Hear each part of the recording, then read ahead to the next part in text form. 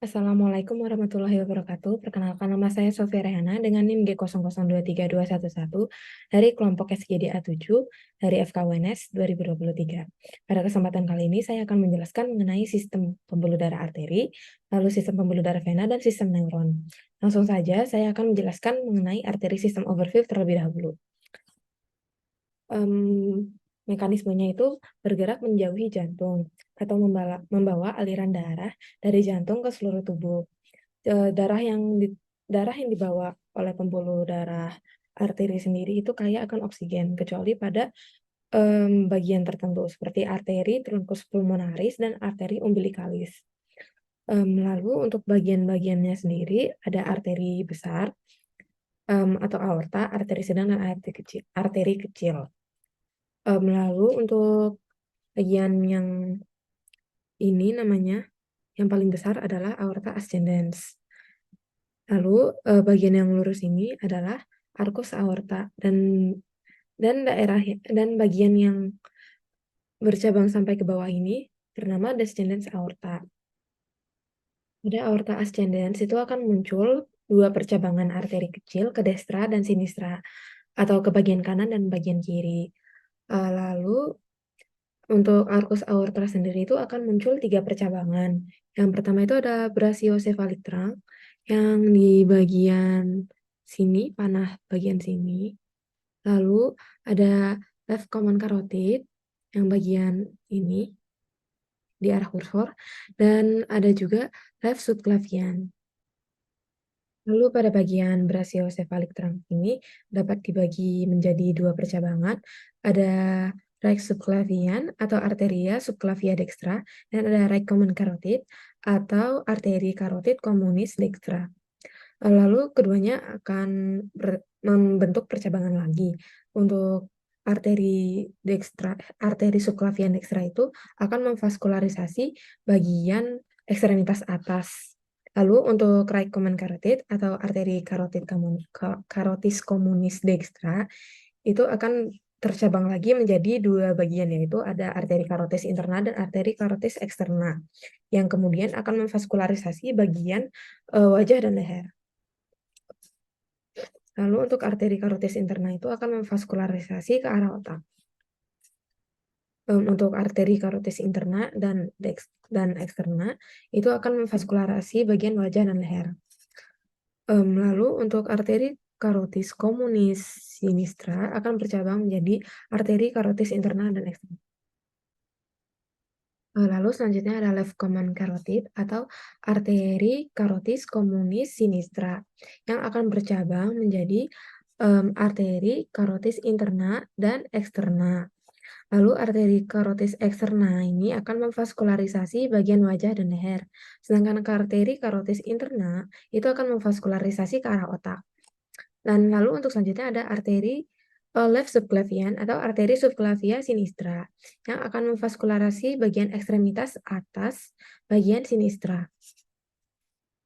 Ini untuk bagian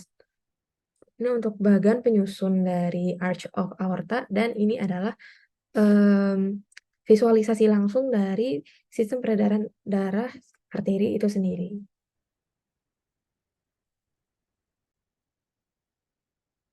Lalu selanjutnya ada bagian aorta descendens atau bagian aorta yang menurun. Jadi aorta descendens ini akan menurun dari arcus aorta. Dari struktur yang horizontal ini kemudian akan turun secara vertikal dan kemudian akan dibedakan menjadi aorta descendens pars thoracica atau terletak di bagian dada, dan dan aorta descendens pars abdominalis yang pada bagian perut. Aorta descendens yang terletak lebih superior itu adalah pars thoracica, lebih superior dari diafragma. Sedangkan yang lebih inferior dari diafragma adalah pars abdominalis. Untuk pars thoracica ini akan memvaskularisasi bagian perikardium. Lalu untuk yang descendens yang pars abdominalis itu akan memvaskularisasi bagian sistem pencernaan dan organ-organ viscera. Lalu pada bagian dari sistem aorta descendens ini kemudian akan menjalar dan terbagi atas dua percabangan yang memvaskularisasi bagian ekstremitas bawah, yaitu ada arteri iliaca communis, dan ada arteri iliaca communis ini akan memvaskularisasi bagian organ viscera dan ekstremitas bawah. Nah, untuk visualisasi dari bagian ekstremitas atas dan ekstremitas bawah. Pada bagian ekstremitas atas itu darahnya akan tervaskularisasi menuju ke sepanjang lengan tangan dan sampai ke telapak tangan. Lalu untuk bagian ekstremitas bawah itu dari left common iliac itu akan tervaskularisasi menuju sepanjang tulang femur, lalu tulang popliteal, lalu anterior tibial, dan kemudian sampai ke dorsal, metatarsal, dan digital. Lalu ini untuk kanan dan kiri, ini adalah tampak kanan atau anterior, dan ini adalah tampak kiri atau posterior. Lalu selanjutnya dilanjutkan dengan vein system overview atau sistem pembuluh darah vena.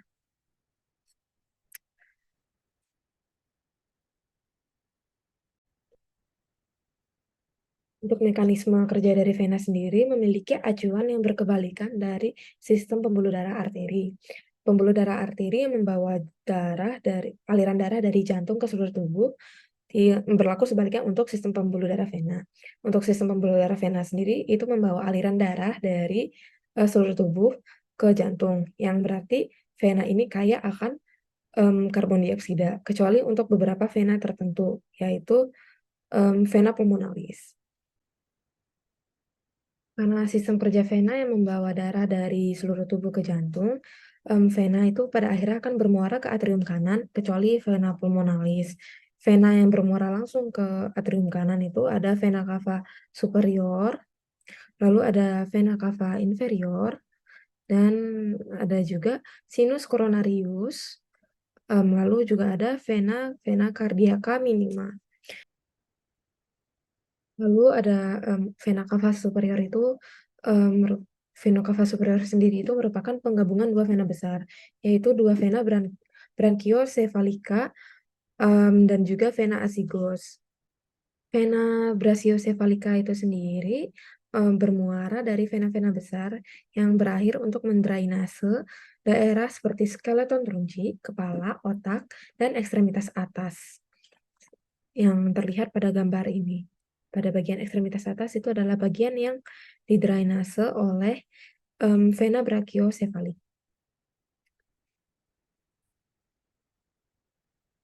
Lalu vena azygos itu adalah vena yang mendrainase dari vena interkostal kiri yang ini.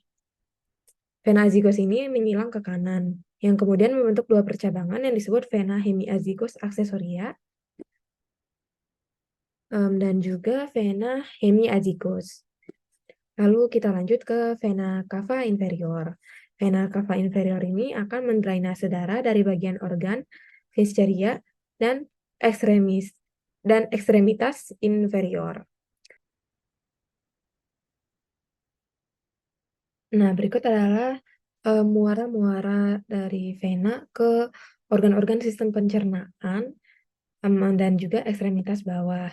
Nah, jadi di sini ada vena cava inferior yang menjalar ke bagian-bagian seperti liver, lalu ada gastrik atau lambung, lalu ada splenic, limpa, pankreatik, terus ada pankreatikoduodenal, lalu ada middle colic, right colic, lalu ada ascending colon, ada ileocolic, jejunal and ileal, lalu ada descending colon, sigmoidal, sigmoid colon, superior rector, dan lainnya.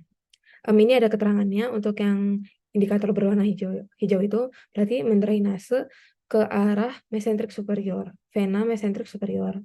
Lalu untuk yang kuning itu artinya mendrainase ke bagian splenic vein atau vena limpa. Lalu untuk yang bagian merah itu mendrainase ke vena mesentrik inferior. ini sendiri adalah tampak depan dari sistem drainase vena pada bagian vein hepatic vena porta hepatis. Lalu saya akan melanjutkan ke bagian nervous system overview. Nah, berikut adalah struktur dari neuron atau sel saraf. Soma itu adalah badan dari sel saraf yang fungsinya itu untuk memproses segala rangsangan dari stimulus yang kemudian akan disalurkan oleh akson. Di sini akson sifatnya menghantarkan impuls yang akan dilanjutkan ke neuron-neuron selanjutnya yang kemudian akan dihantarkan ke organ yang dituju. Nah, ini ada nervous system consists of two types. Jadi sistem nervous sendiri itu terdiri dari dua tipe. Ada central nervous atau sistem saraf pusat yang terdiri dari otak dan medula spinalis. Lalu yang kedua itu ada sistem saraf tepi atau peripheral nervous system. Jadi bisa dilihat yang indikator warna pink itu menunjukkan sistem saraf pusat. Di sini ada otak dan di bagian menjalar ke bawah ini ada medula spinalis. Lalu untuk yang bagian indikator berwarna kuning ini menunjukkan sistem saraf tepi atau peripheral nervous system. Pertama saya akan menjelaskan mengenai peripheral nervous system terlebih dahulu. Sistem saraf sendiri itu dijembatani oleh peripheral nervous system, yang artinya sistem peripheral atau sistem saraf tepi ini berfungsi untuk menyambungkan antara mekanisme kerja sistem saraf pusat untuk dapat menghantarkan rangsangan ke organ di perifer. Nah, untuk dapat menghantarkan dan terjalin secara dua arah, sistem kerjanya dihubungkan dengan sistem saraf tepi. Nah, ini ada terminologi khusus pada peripheral nervous system. Yang pertama itu ada nukleus, yaitu kumpulan badan sel soma di sistem saraf pusat. Jadi nukleus ini sifatnya sebagai inti. Lalu ada traktus. Traktus itu adalah kumpulan berkas-berkas akson pada sistem saraf pusat yang akan berakhir di nukleus atau ganglion. Lalu ganglion itu adalah kumpulan badan sel atau soma pada sistem saraf perifer. Lalu nervus itu adalah kumpulan berkas-berkas akson di sistem saraf perifer yang bisa berakhir di ganglion atau di organ perifer yang menjulur atau bisa juga menjulur bebas. Lalu terakhir ada plexus yang merupakan anyaman nervus di perifer.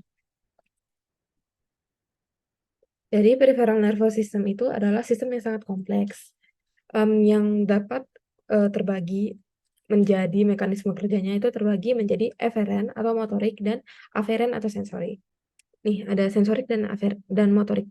Jadi sensorik atau aferen itu sistem kerjanya adalah dengan menghantarkan impuls yang didapatkan dari stimulus pada organ di perifer. Yang kemudian lalu sistem saraf pusat akan memproses sinyal yang diterima dan kemudian akan mengolah sinyal tersebut menjadi bentuk rangsangan yang akan dihantarkan melalui sistem saraf motorik atau eferen. Nah, bentuk dari sistem sensorik ini ada somatosensori dan fisikosensori. Yang kemudian somatosensori ini akan terbagi lagi menjadi umum dan khusus. Lalu untuk eferen itu dapat terbagi menjadi somatik dan otonom. Lalu otonom ini akan terbagi lagi menjadi simpatis dan parasimpatis. Sekian dari penjelasan saya, semoga membantu. Wassalamualaikum warahmatullahi wabarakatuh.